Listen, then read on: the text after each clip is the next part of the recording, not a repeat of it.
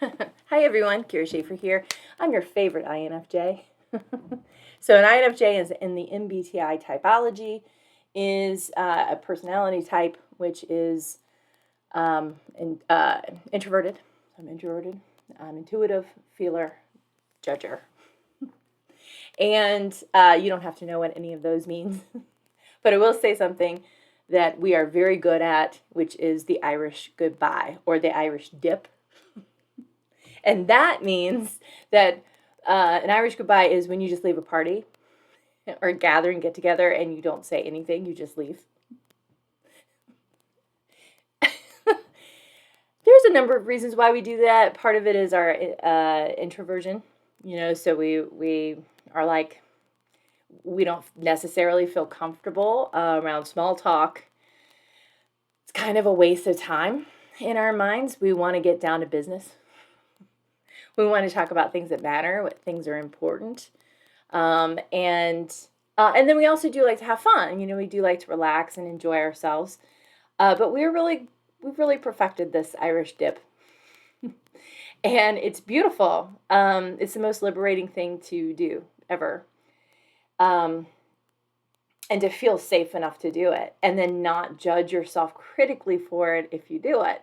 So sometimes if we're in some behaviors, clean behaviors, or if we're afraid people will judge us for leaving early, or we're afraid of losing approval of the group, or we're afraid we won't get invited back, that is something that can come up with INFJs also if they kind of still have some of those things going on. But mostly we're pretty good with just being like, I'm out. I do this the most with texting, I've noticed. And I noticed it today. This is the only reason why I'm bringing it up. Is when I was talking to my friend, Janet Zavala, who's an amazing coach, unbelievably good. She's been in a number of books that we've published, and I love her. She's wonderful. She's really wonderful. And and I was texting with her, and we were texting, and it was like really, like we were going back and forth. We were talking about things, and it was fun, and we were talking. And then suddenly I was like, I have nothing else to say. But instead of going, I have nothing else to say, I just stopped talking. I just stopped texting. But here's the beautiful thing about it, though. She's an INFJ too. So when she was done, she was done. So we actually happened to be done at the exact same moment. We're like, the energy's complete. We're done now. And I think that that's what's so cool with being an INFJ and having INFJ friends, because we do attract to each other. We do, because we just get each other. We get our quirkiness. We get our weirdness. We get each other. And so when it comes down to it, we're like, oh yeah, we're done. We're complete. And we don't have to say that we're complete. We just are, because we're not clinging to each other for approval. We already know that it's given without asking, without expectation. And we like to give people their leeway also. So it's kind of an interesting thing. But if you're at a party and there's a bunch of small talk and it's just, I don't know, getting to know you stuff, but not really getting to know you. It's the box you, what can I fit in this box about you? You're tall. You have a job. You belong to this family or that family. I remember when I was living in the Midwest with my husband, the question, and people didn't know that I wasn't from there or whatever, they would ask me, what high school did you go to? So they could put me in their little box, but I didn't belong to a high school. So now I'm in a different box. I'm in a, oh, she's from the South box. So I get to be put in that box. And then, they might ask me some questions about that, but usually didn't.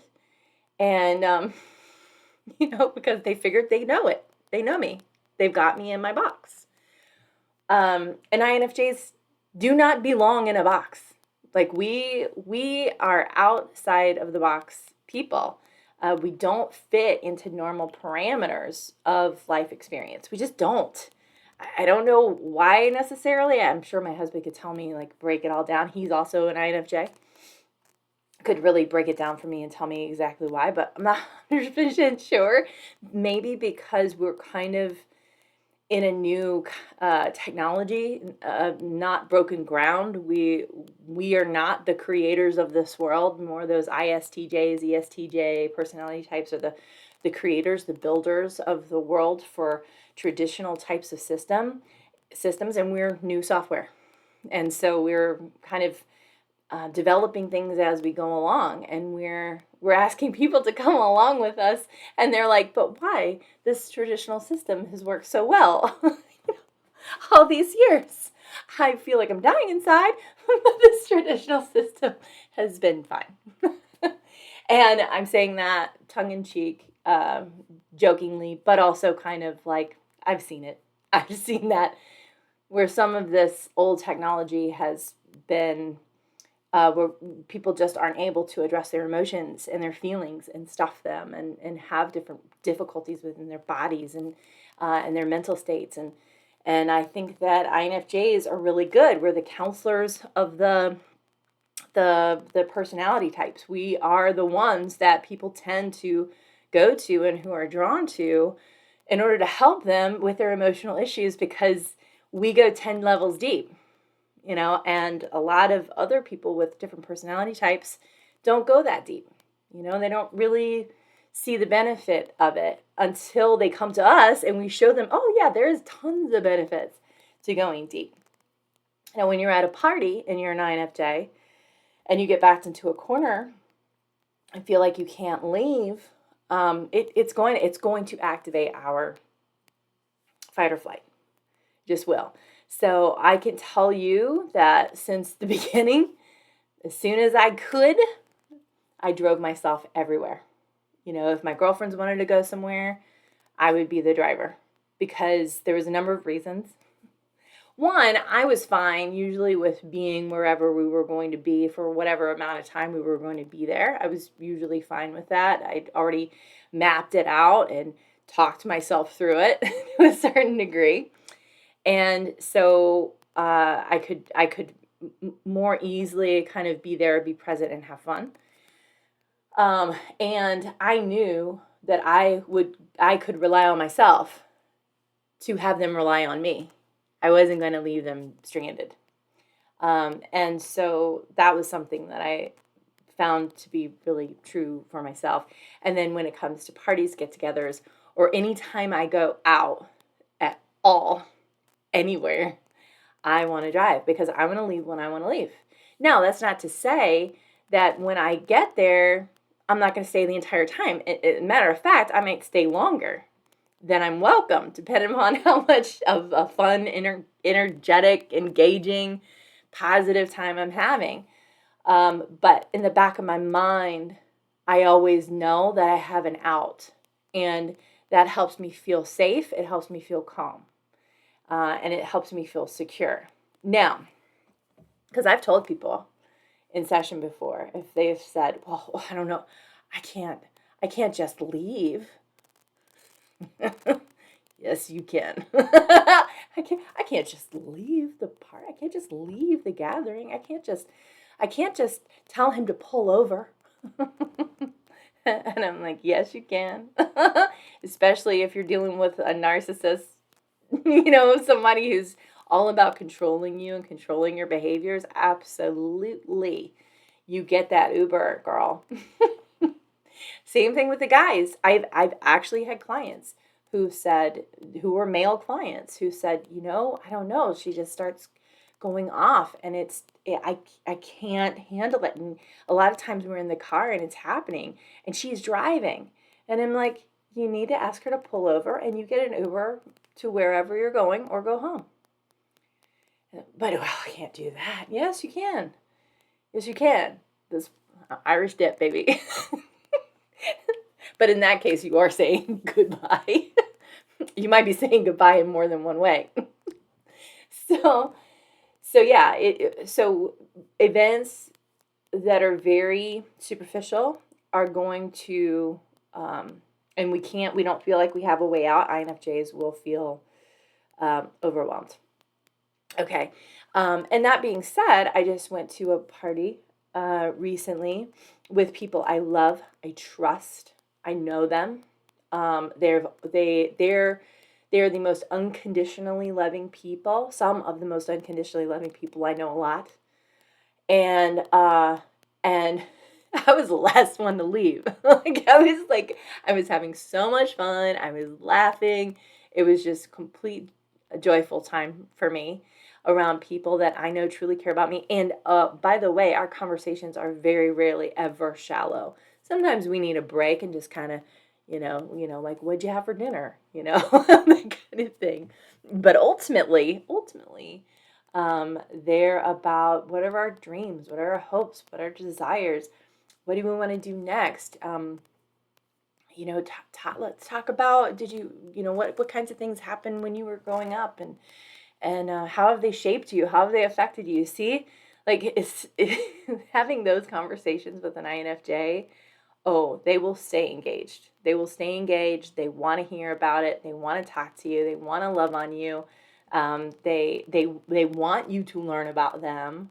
I want you to learn about me, and even me talking about this is you learning about me. So just know that if you invite me to a party, that's superficial. Everybody's glad handing each other. It's not going to go well. And this is why I'm having a hard time with networking, because I know how much goes into networking. If you're a business owner, what kinds of things go into that as far as glad handing, Oh, that's great. Oh my gosh, this is so wonderful. It's like it can be a lot, and I've sat and I've watched networking events, just sitting there and just watching all of the play that goes out about. That you're in the presence of an introvert if they're the only one sitting down at a networking meeting and they're just watching, and they don't seem to have an expression on their face, because I do have resting bitch face, which looks something like this. I'm not thinking anything negative. I'm not thinking anything at all. It just looks like I might not be happy with you. But they might have resting bitch face. And they're just observing, taking it all in before they step into the energy of the situation. But a lot of behaviors are going on. So we know the 5 behaviors: lying, attacking, acting like a victim, running, and clinging. A lot of it is lying. A lot of it's clinging. Some of it's attack, when you have kind of the boys club that kind of gets together. The boys and girls club, let's be honest. The girls can get really cliquey with each other too. Like, oh my God, you look so that's how it sounds in my head. I know that's not what's really happening. And I've done it myself. I've done it myself to fit in, to feel comfortable, to feel safe, to feel at ease. So just know that even if you do some of these things, you don't lose my approval. I get it. I get it. I'll do almost anything for safety. I'm a safety whore. And that could include glad handing. And so I know that there are certain things that I can't control about myself as an INFJ, as just a human being, as somebody who's come through the traumas that I've come through, PTSD that I have. That helps me to step back and not engage in those things. And what I've noticed in certain social situations, that if you don't act a certain way, you get a little bit ostracized. But then there's also times where I've noticed that people act the way that I would naturally feel comfortable with acting, because it's just me, it's my authentic self. There's no ramifications, no problems whatsoever. And it's just because they feel super comfortable with themselves and how they are. And I feel like I've gotten better and better over the years as an INFJ to be more authentically me. But I will say there are times I need 2 or 3 cocktails to get me through the door.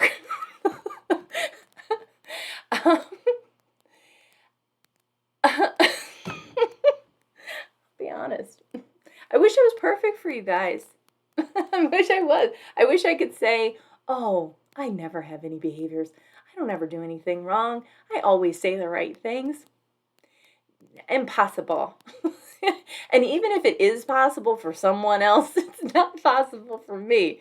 And if you feel like you can get better advice from them, I say, yes, do it. But ultimately, you're human. I'm human. We're just figuring this thing out. We're bouncing off the guardrails of life, guys. That's all we're doing. So if you're an INFJ and you struggle with parties and get-togethers and all that kind of stuff, just make sure you have a way out. And before you do the Irish dip, before you just leave without saying a word to anyone, I would invite you to say goodbye to a few of the people that you feel really comfortable and safe with saying goodbye to. If there's a host to the party or get together, it's just polite, it's Miss Manners, just Miss Manners it a bit, and just say, thanks so much for the time. I saw this one YouTuber say, specifically for INFJs, just do like a quick selfie, or be in a couple of pictures so you have proof that you were there. I really liked that one. And let people know, if you're going to leave. And I was triggered really hard at a friend's house one time not too long ago, and I felt like there was absolutely nothing I could do to feel better about staying one more minute longer. And it wasn't because anybody was doing anything wrong. I was just in fight or flight. And I was like, I gotta leave right now. So I left, and the friend contacted me later and just said, hey, did I do something?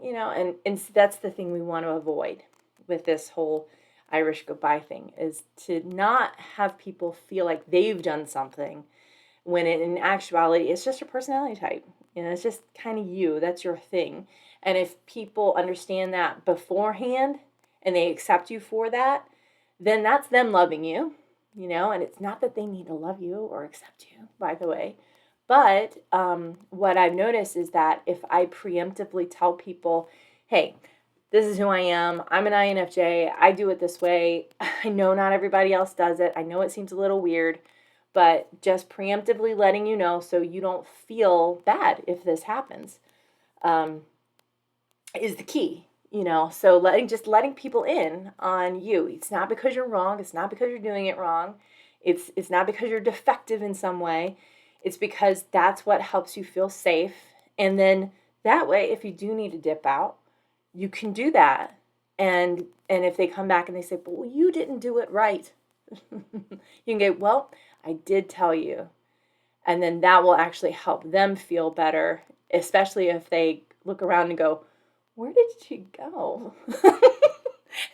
Oh, Irish goodbye. That's what happened. We know what she's up to. I hope this helps you feel better and more connected to yourself. Maybe if you're an INFJ or you have INFJ friends, to just own this part of who you are, and go ahead, dip. Just let people have some forewarning before the party. Sometimes people will say, I have something I got to do right after this, or whatever, and having an out.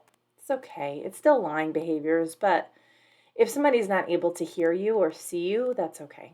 It's long as they don't feel like you're attacking them, by leaving or whatever. You want them to know that they're not doing anything wrong, because they're not. They're just having a party. They're having fun, and this goes double with family. So that I meant everything that I said about this up till now also about family gatherings. Right? You knew that, right? This is all like having an out for family gatherings can be really good, especially if you have family members that are very attached to your choices and decision making, because they can corner you and tell you exactly what they think about your choices. Because in some cases, for some families, for some family members, you're the only people they can do that with. They can't do it at work. They can't do it with their, classmates or teammates or coworkers or maybe even their spouses.